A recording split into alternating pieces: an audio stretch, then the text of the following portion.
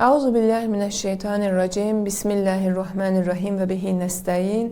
Dəyərli tamaşaçılar, bu gözəl, mübarək ayda yenidən sizi salamlayıram, xoş gördük. İnşallah ki, yaxşısınız və Allah ibadətlərinizi qəbul etsin. Yavaş-yavaş biz Ramazan ayının ilk 10 günlüyünü tamamlamağa doğru gedirik. Artıq Ramazan ayının 6-cı günüdür və 6-cı gündə mən yenidən sizinlə birlikdə bir ayənin əsasında və ətrafında müzakirə edəcəm və o ayədən olan nöqtələri sizin xidmətinizə çatdıracağım. Hansı ayədir bu? Maidə surəsi 2-ci ayə. Hansı ki, bu ayə Quranın 6-cı cüzündə yerləşir. Allah təbarək və Teala bu ayədə bizə gözəl nöqtələri çatdırır və bizə öyrədir ki, biz necə insanlarla oturaq duraq, necə insanlarla get-gəl edək. Bu Maidə surəsi 2-ci ayədə Allah buyurur: Əuzubillah və bismillah və təəvənu aləl birri və təqva və la təəvənu aləl ismi vəl udvan. Deyir ki, bütün xeyir işlərdə və təqvada bir-birinizə kömək edin və günah və həddi aşmaqda bir-birinizlə köməkləşməyəsiniz.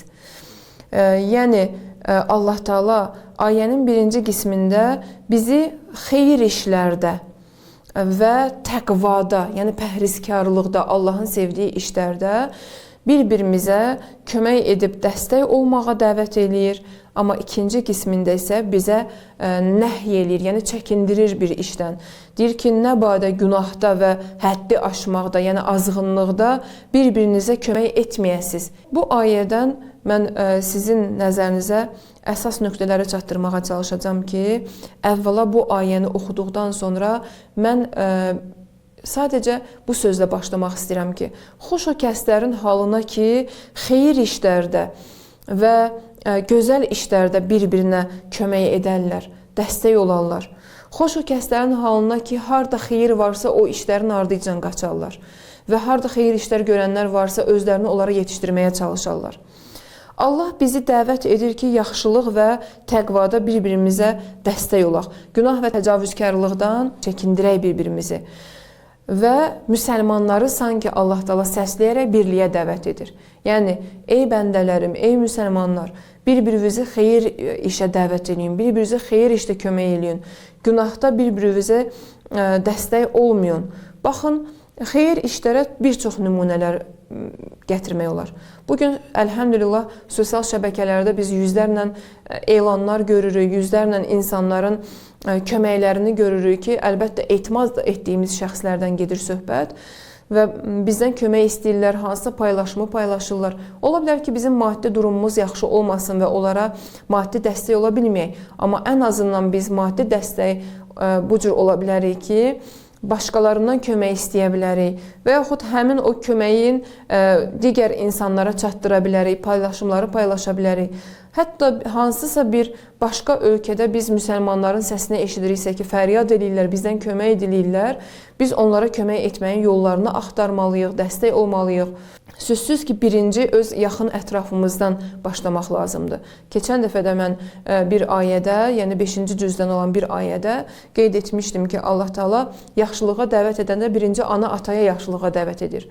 Daha sonra qonşulara, qohumlara, qonşulara yaxşılığa dəvət edir. Yəni sıralamasını Allah Teala bizə buyurur və qeyd edir. Hətta orada yaxın qonşular və uzaq qonşular söhbəti olur. Yaxın qonşular bizim ətrafımızda olan, məhəlləmizdə olan, İslama əsasən 40 ev o tərəfə, 40 ev bu tərəfə bizim qonşularımız hesab olunurlar və uzaq qonşularda biz bunu başa düşə bilərik, hətta çıxarış eləyə bilərik ayədən ki, yəni ola bilər ki, başqa ölkələrdə olan müsəlmanlar bizdən kömək istəsinlər, biz onlara da köməklərinə çatmalıyıq. Xoş o kəslərin halına ki, onlar hansısa bir ehsan məclislərinin bərpa olunmasında dəstək olarlar bir-birlərinə, hansısa bir sədəqələrin toplanmasında, hansısa bir qocalar evinə, uşaq evinə getməkdə bir-birinə toplaşıb kömək edərlər. xoş o kəslərin halına ki, xeyir işlərdə dəstək olarlar bir-birlərinə və hətta qohumlarımız arasında xeyir işlərin bir çox nümunələri ola bilər. Ola bilər ki, hansısa bir kasıb bir qohumumuzun qızı gəlin köçür, ona cehiz lazımdır, cehiz toplanır, anası atasının gücü çatmır. Biz çalışaq ki, qohumları bu işə dəvət eləyək, bir qrup şəklində toplaşaq və xeyir işə dəvət eləyək insanları. Bu cür yollara çəkək və elə insanlarla oturub duraq ki, həqiqətən də onlar bizi xeyrə dəvət edirlər. Amma bunun ayənin digər hissəsində ki, Allah Teala ayədə ism sözünü gətirir və uduvan sözünü gətirir ki, bunlar isim günah mənasındadır və uduvan da həmin o yəni insanların azğınlığı, həddi aşmaq mənasındadır və bu işlərdə də sözsüz ki, bir-birinə dəstək olan insanlar var ki, Allah Teala çağırır ki, bu işlərdə dəstək olmayın. Məsələn, nümunəsi bu ola bilər ki, bugün biz ola bilər ki, bir yerdə toplaşaq, görək ki, hansısa bir bizim tanıdığımız şəxsin abrını aparırlar. Hansısa şəxsin əleyhinə pis işlər görülür, çirkin işlər görülür, planlar qurulur. Mən çox müşahidə eləmişəm indiki zamanda xeyir işlərdən daha çox insanlar şər işlərdə sanki bir-birinə dəstək olurlar. Və yaxud qeybət olunur bir yerdə, böhtan atırlar ki, məsələn, töhmət vururlar. Belə olmasın ki, biz onların yəni günah işinə, onların azğınlığına daha da kömək olaq, təşviq eləyək, dəstək olaq, belə olmasın. Allah Teala məhz bu işdən bizi çəkindirir. Harda belə işlər görsə, gərək bu işlərdən həm uzaq duraq, həm də digər insanları da dəvət eləyək ki, bu işlərdən uzaq dursunlar, insanlara yaxşılıq etməyə çalışsınlar. Və Allah Teala bu ayədə müsəlmanları birliyə dəvət eləyir. Birlikdə məqsəd həmin bu xeyir işlərdə bahəm olmaq, pis işlərdən çəkinmək və çəkindirmək məsələsidir ki, nə badə biz günah iş görən dəstələrə kömək olaq. Hətta bugün məsələn, ola bilər ki, biz kiməsə şər böhtan atılıbdır, baxırıq ki, sosial şəbəkələrdə bilmədiyimiz bir şeydir, amma paylaşılır. Biz onu rahat şəkildə bilib-bilmədən paylaşmayaq, digər insanlara kiminsə abrının aparılmasında kömək etməyək, dəstək olmayaq. Və lakin necə əməl edək? Allahın bizə çatdırdığı ismarca diqqət yetirdik. Lakin bu ayəyə əsasən biz necə əməl edək? Əvvəla birincisi budur ki, xeyir işlər görənlərə etinasız olmayaq. Hardasa gördüksə ki, bir dənə məsələn status paylaşılıb və yaxud kimsə səslənir, məclisdir və yaxud iş yeridir, ya hansısa bir məkandır. Ya zənglə mənə zəng vururlar ki, bir kəsə kömək lazımdır, bəs bunu Allahın dəvəti kimi qəbul edək. Xeyir işlər görənlərə etinasız, səhlənkar yanaşmayaq. Ətrafımızda hansısa kəslər bu işləri görürsə, çalışaq biz də onlara dəstək olaq. Maddi dəstək ola bilmiriksə, mənəvi dəstək olaq ən azından. Misallarını da mən vurğuladım. Məsələn, kiməsə cehiz lazımdır, kiməsə ərzaq köməyi lazımdır, bəzən kommunal xərclər lazımdır. Əsl yaxşılıq və ehsan budur ki, ehtiyaclının ehtiyacı olan şeyi ona verəsən. Bəzən biz elə düşünürük ki, ancaq mən ərzaq alıb versəm yerinə düşər. Yox, bəzən hansısa bir şəxsin cehizə ehtiyacı var, kommunal xərclərini ödəməyə ehtiyacı var, borclarını qaytarmağa ehtiyacı var ki, bunun altından qalxa bilmir. Biz bu şəkildə ona kömək edə bilərik.